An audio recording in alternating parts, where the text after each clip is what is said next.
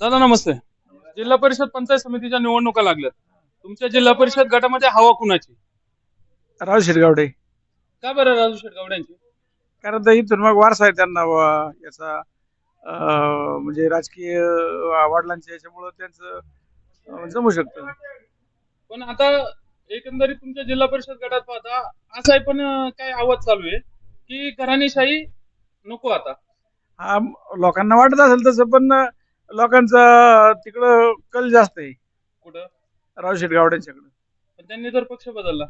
पक्ष बदलला जरी असला तरी त्यांनी आता तो पक्ष बदलून ते गेलेत भाजपकडं, तरी त्यांचं म्हणजे निवडून येतील ते.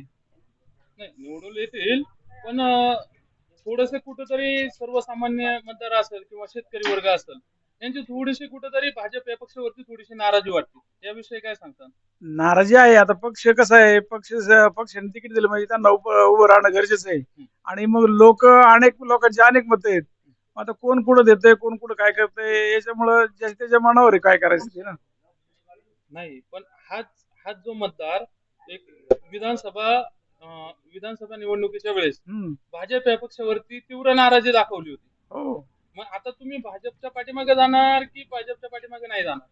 आता जी लोक राजू शेट्टी आहेत ना, ती त्यांच्याच पाठीमागे जाणार. हा. आणि जी आहे ती इतर ठिकाणी जाणार. असं नाराजी हे निमित्त होतं का? नाराजी आता जनतेच्या मनात नाराजी जरी असली तरी पण लोकशाहीचा कौल ज्याचा त्याच्या मतदाराचा ज्याचा त्याचा कौल वेगवेगळा आहे.